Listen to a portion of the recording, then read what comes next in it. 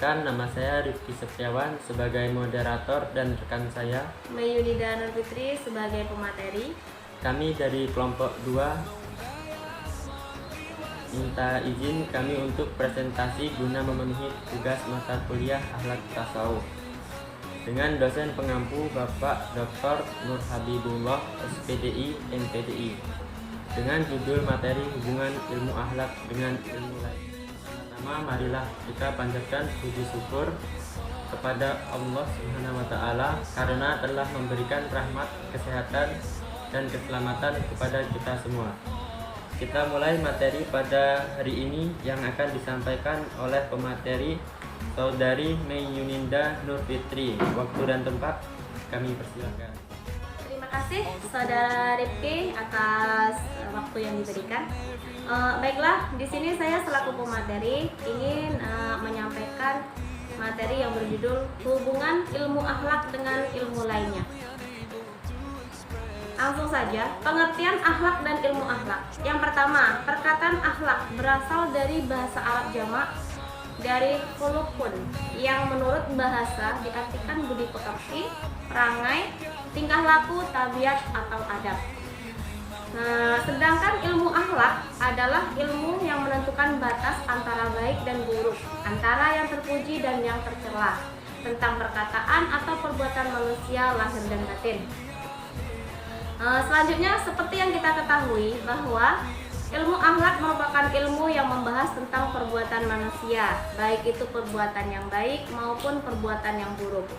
Karena mengkaji tentang perbuatan manusia, ilmu akhlak memiliki hubungan dengan ilmu-ilmu yang lain, diantaranya adalah dengan ilmu tasawuf, ilmu tauhid, ilmu jiwa, ilmu pendidikan, dan juga ilmu filsafat. Berikut penjelasan mengenai hubungan ilmu akhlak dan ilmu-ilmu tersebut.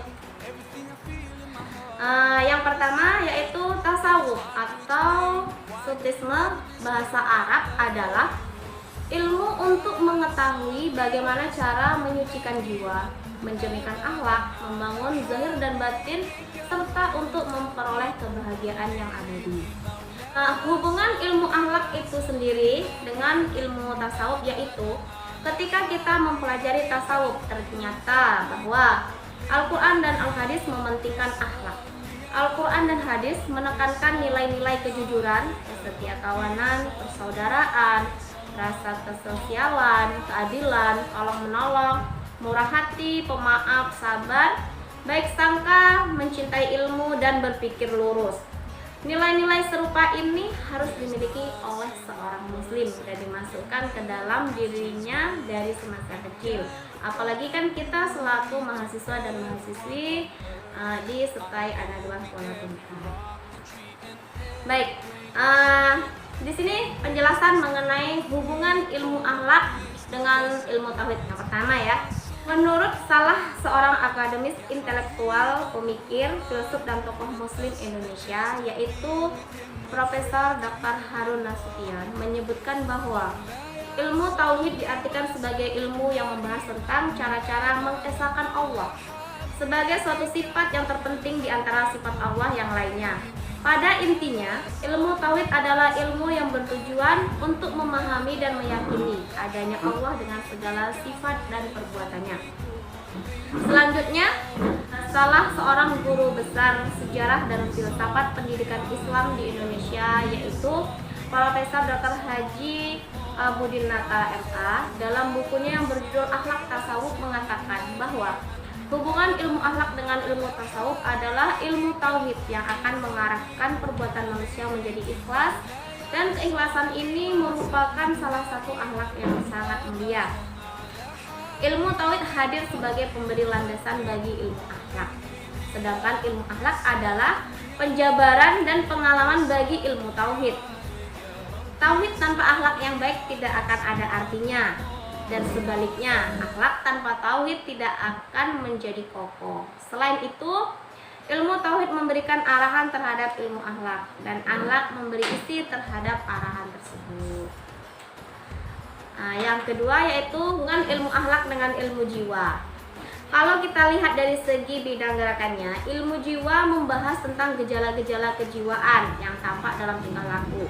Melalui ilmu jiwa, Dapat diketahui sifat-sifat psikologis yang dimiliki seseorang, jiwa yang bersih dari dosa dan maksiat serta dekat dengan Tuhan. Misalnya, akan melahirkan perbuatan dan sikap yang tenang pula. Sebaliknya, jika jiwa yang kotor, banyak berbuat kesalahan dan jauh dari Tuhan, akan melahirkan perbuatan yang jahat, sesat, dan juga menyesatkan bagi orang lain. Selanjutnya, dengan demikian ya, ilmu jiwa mengarahkan pembahasannya pada aspek batin manusia dengan cara menginterpretasikan perilaku yang tampak. Sedangkan ilmu tasawuf pembahasannya juga mengarah pada jiwa dan kejiwaan. Jika antara ilmu jiwa dan ilmu tasawuf memiliki kaitan yang erat karena sama-sama membahas masalah kejiwaan. Yang ketiga yaitu hubungan ilmu akhlak dengan ilmu pendidikan. Tujuan pendidikan dalam Islam sangat erat kaitannya dengan penyempurnaan akhlak manusia. Tujuan tersebut dengan jelas menggambarkan bahwa ilmu pendidikan dan ilmu akhlak memiliki hubungan yang sangat erat kaitannya. Pendidikan merupakan sarana dalam pembentukan peserta didik sebagai seorang yang berakhlak mulia. Dan yang selanjutnya yaitu yang keempat ya, hubungan ilmu akhlak dengan ilmu filsafat. Filsafat itu sendiri adalah ilmu pengetahuan yang berusaha menyelidiki segala sesuatu yang ada dan yang mungkin ada dengan menggunakan pikiran. Filsafat sebagaimana diketahui adalah suatu upaya berpikir mendalam, radikal sampai ke akar-akarnya, universal dan sistematik dalam rangka menemukan inti atau hakikat mengenai segala sesuatu. Dalam filsafat, segala sesuatu dibahas untuk ditemukan hakikatnya. Jadi hubungan ilmu akhlak dengan ilmu-ilmu lainnya yaitu diantaranya ada pemikiran ya, pemikiran objek filsafat yang erat kaitannya dengan ilmu akhlak adalah tentang manusia.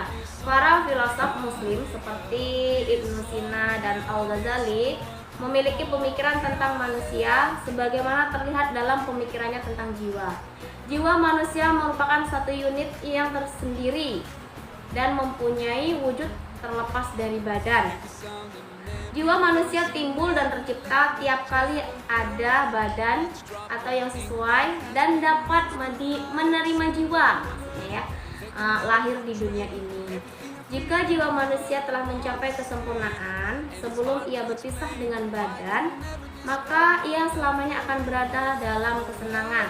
Dan jika ia berpisah dengan badan dalam keadaan tidak sempurna, karena semasa bersatu dengan badan, ia selalu dipengaruhi oleh hawa nafsu badan, maka ia akan hidup dalam keadaan menyesal dan terkutuk untuk selama-lamanya di akhirat. Dalam pada itu, Al-Ghazali membagi umat manusia ke dalam 3 golongan, yaitu yang satu kaum awam yang berpikiran sangat sederhana sekali, dan yang kedua ada kaum pilihan yang akalnya tajam dan berpikir secara mendalam, dan yang ketiga yaitu kaum penengkar di mana sikapnya selalu mematahkan dengan argumen-argumen yang mereka miliki. Selain itu, filsafat juga membahas tentang Tuhan, alam dan alam-alam lainnya. Dari pembahasan ini akan dapat diketahui dan dirumuskan tentang cara-cara berhubungan dengan Tuhan dan memperlakukan makhluk serta alam lainnya. Dengan demikian akan didapat dan diketahui dan juga dirumuskan tentang cara-cara berhubungan dengan Tuhan dan memperlakukan makhluk serta alam lainnya. Oke. Dengan itu kita akan dapat ya, atau kita dapat mewujudkan akhlak yang baik terhadap Tuhan, terhadap manusia, alam dan makhluk Tuhan lainnya. Dimana yang kita ketahui, kita selaku manusia hidup itu berdampingan dengan makhluk-makhluk lain, dan juga ada alam lain selain alam yang dunia, yaitu alam yang kita tempati ini. Cukup sekian materi yang saya sampaikan mengenai ilmu akhlak dengan hubungan ilmu lainnya. Selanjutnya kami serahkan kepada moderator. Pada Saudara Rifki kami persilahkan. Baik, selanjutnya kita masuk ke dalam sesi tanya jawab, yang mana pertanyaan dari teman-teman kita ada 4 pertanyaan.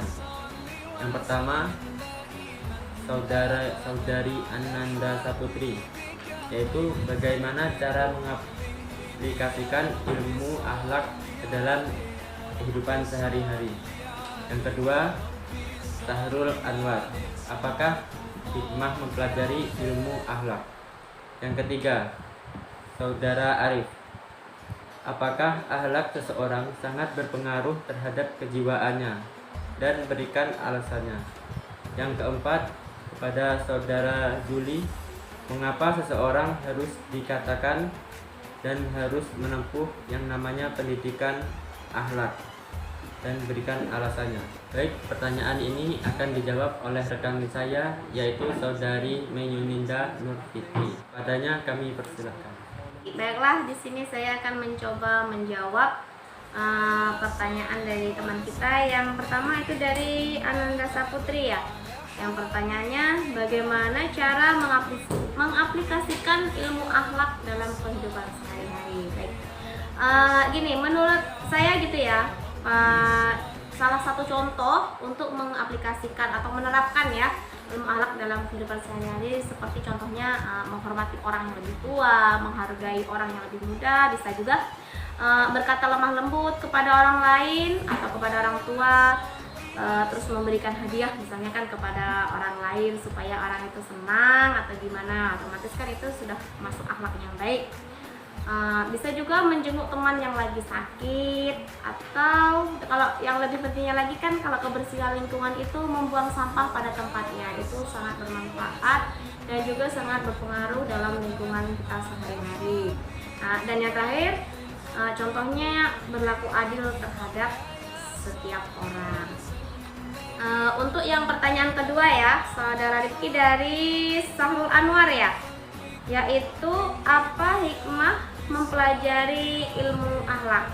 Ya, gini, kalau untuk hikmah mempelajari ilmu akhlak itu kan sangat banyak. Ya, diantaranya ya kita bisa menjadi atau mengetahui bagaimana cara untuk bersikap baik serta sopan kepada orang-orang kan. Kita jadi tahu mana yang harus dilakukan dan yang tidak harus dilakukan. Intinya semua itu berkaitan dengan perubahan kepribadian kita untuk menjadi lebih baik lagi. Mudah-mudahan juga bisa tercapai ya keinginan kita bersama untuk kedepannya menjadi manusia yang lebih berakhlak dan juga lebih baik. Lanjut ke pertanyaan ketiga dari Saudara Bagus Arif Ayudi. Ini dari Kosma kita ya. Pertanyaannya, apakah akhlak seseorang sangat berpengaruh terhadap kejiwaannya? Iya atau tidak? Dan apa alasannya? Gini, kejiwaan seseorang itu iya ya sangat berpengaruh gitu ya. Akhlak itu sangat berpengaruh terhadap kejiwaan seseorang ya, karena akhlak berfungsi memberikan panduan kepada manusia agar mampu menilai dan menentukan suatu perbuatan untuk selanjutnya menetapkan perbuatan tersebut termasuk perbuatan baik atau perbuatan buruk. Nah, maka dengan itu akhlak dapat mempengaruhi kesehatan jiwa seseorang, baik mempengaruhi akhlak yang baik ataupun akhlak yang buruk, dan tentunya tergantung dengan daya pikir manusia itu sendiri, seperti itu. Lanjut ya, kita ke pertanyaan keempat. Kebetulan cuman ada 4 pertanyaan. Pertanyaan terakhir dari teman kita Zuli Fatullah.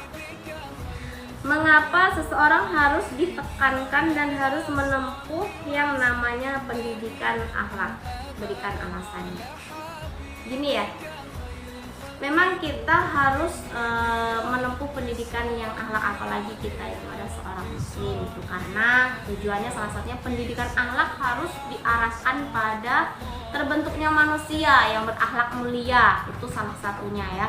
Karena sekarang ini banyak sekolah ataupun lembaga-lembaga pendidikan lain yang masih berorientasi hanya pada satu aspek kecerdasan, namun belum mewakili dalam pembentukan akhlak yang mulia. Maka dari itu pendidikan akhlak itu memang harus kita tekankan kepada anak-anak itu dari sedini mungkin. Nah, untuk bekal anak-anak dalam kehidupan nantinya, sehingga bisa menjadi manusia yang berakhlakul karimah. Nah, mungkin cukup itu ya materi kita, dan juga pertanyaan kita cuma ada 4. Terima kasih kami ucapkan yang sudah memberikan pertanyaan. Semoga jawaban yang kami berikan bermanfaat. Apabila di jawaban kami ada yang salah atau kurang berkenan di hati, kami minta maaf yang sebesar-besarnya. Selanjutnya kami serahkan kepada moderator, kepada Riki. Kami silahkan. Demikian tadi presentasi kelompok kami. Marilah kita mengucapkan Alhamdulillahirabbil alamin. Saya sebagai moderator mohon maaf atas kekurangannya dan terima kasih untuk perhatiannya. Akhiri dengan ucapan Wassalamualaikum warahmatullahi wabarakatuh.